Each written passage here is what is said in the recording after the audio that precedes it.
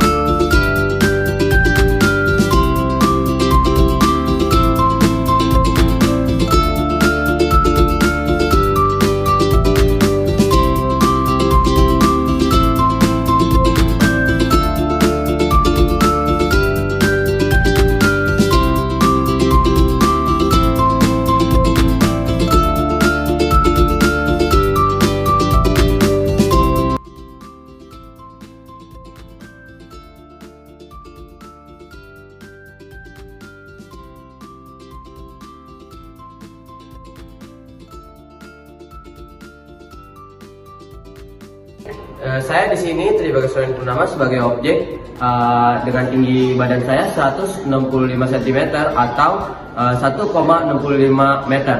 Di sini saya mengukur sebuah tinggi pohon menggunakan klinometer. Yang pertama di sini saya mengukur dengan jarak 7,3 meter menghasilkan sudut relevansi yaitu 30 derajat. Yang kedua saya mundur 3 langkah yang berjarak 1,24 meter menghasilkan sudut relevansi yaitu 40 derajat. Total jarak yang saya ukur yaitu 8,54 meter. Dari hasil pengukuran kami diketahui dengan tinggi pengukur 1,65 meter atau sama dengan 165 cm, yaitu ada jarak pengukur dengan objek pertama 7,30 meter, yaitu sudut elevansi pertama 90 derajat dikurang hasil pengukur pertama yaitu 30 derajat menghasilkan 60 derajat. Untuk menghitung tinggi gedungnya menggunakan rumus alfa, yaitu alfa sama dengan depan dibagi samping. Nah, karena kita di sini mencari tan, maka rumusnya akan menjadi depan sama dengan tan alfa dikali samping. Tannya yaitu kita ambil dari hasil sudut elevasi pertama yaitu 60 derajat dikalikan dengan jarak pengukur yaitu 7,30 meter. Ya. Jadi tan 60 derajat itu di sini menghasilkan 1,73 dikali 7,30 sama dengan 12,62 meter. Untuk mencari tingginya kami menggunakan rumus depan ditambah tinggi pengukur, yaitu 12,62 meter ditambah 1,65 meter menghasilkan 14,27 meter. Jadi tinggi pohon sekolah yang kami ukur adalah 14,27 meter. Lakukan percobaan selanjutnya. Hitunglah jarak antara bangunan dengan posisi kamu pada langkah kelima. Dari hasil pengukuran kami, jarak pertamanya yaitu menghasilkan 7,30 meter. Lalu mundur 3 langkah dengan jarak 1,24 meter. Jarak pertama 7,30 meter ditambah dengan jarak kedua 1,24 meter menghasilkan 8,54 meter. Dengan menggunakan sudut elevasi pada langkah ke-6, hitung kembali tinggi bangunan tersebut dan gambar sketsanya. Di sini diketahui tinggi pengukurnya yaitu tetap 1,65 meter atau sama dengan 165 cm. Jarak pengukurnya yaitu 8,54 meter. 8,54 meter ini hasil dari jarak pertama ditambah dengan jarak kedua. Ya, sudut elevasinya yaitu 90 derajat dikurang 40 derajat menghasilkan 50 derajat. Oke, lanjut kita mencari tinggi bangunan atau pohon yang kita amati yaitu menggunakan rumus tan alfa. Nah, tan alfa ini rumusnya depan dibagi samping. Karena kita mencari depan dulu untuk mencari tingginya, depan sama dengan tan alfa dikali samping. Tannya itu memakai 50 derajat hasil dari sudut elevasi yang kita sebelumnya. Nah, dikali 8,54 jarak pengukur. Nah, tan 50 derajat menghasilkan 1,19 dikali 8,54. Jadi hasilnya 10,16 meter. Selanjutnya, kita mencari tingginya menggunakan H sama dengan depan ditambah tinggi pengukur kami.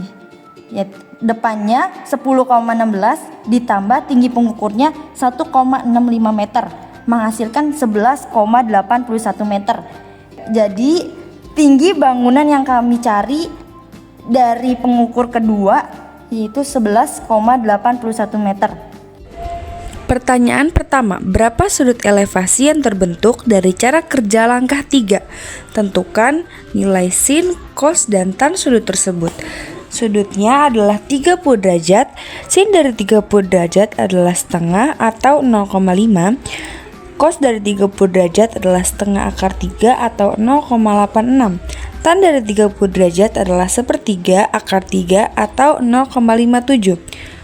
Pertanyaan kedua, berapa sudut elevasi yang terbentuk dari cara kerja langkah 5? Tentukan nilai sin, cos, dan tan sudut tersebut. Sudutnya adalah 40 derajat. Sin dari 40 derajat adalah 0,64, cos dari 40 derajat adalah 0,76, tan dari 40 derajat adalah 0,83. Bagaimana hasil perhitungan tinggi bangunan dari tiap percobaan? Apakah hasilnya sama? Dari setiap perhitungan yang saya hitung, tinggi bangunan dari setiap percobaan hasilnya tidak sama karena sudut dan jarak yang digunakan berbeda. Semakin besar sudut atau semakin dekat pengamat, hasil perhitungan bisa semakin akurat tergantung pada ketepatan pengamatan sudut. Pada percobaan pertama dengan jarak 7,30 meter menghasilkan sudut elevasi 300, dan pada percobaan kedua dengan jarak 8,54 meter menghasilkan sudut 40 derajat. Jika Anda mengambil posisi penghitung sudut elevasi mendekati bangunan, tentukan hubungan jarak, sudut, dan tinggi bangunan tersebut. Hubungan jarak, sudut, dan tinggi bangunan tersebut yaitu semakin dekat posisi pengamat ke bangunan, yang diukur sudut elevansinya akan semakin kecil, dan sebaliknya. Semakin jauh posisi pengamat ke bangunan, yang diukur sudut elevansi akan semakin besar. Oke teman-teman, ini kesimpulan dari percobaan proyek ini. Proyek ini menunjukkan maupun membuktikan bahwa trigonometri dapat digunakan dalam kehidupan sehari-hari. Untuk mengukur sesuatu yang sulit dijangkau secara langsung, cukup dengan rumus tangan sudut ekuivalensi sehingga ketelitian sudut dan jarak sangat mempengaruhi hasilnya. Terima kasih.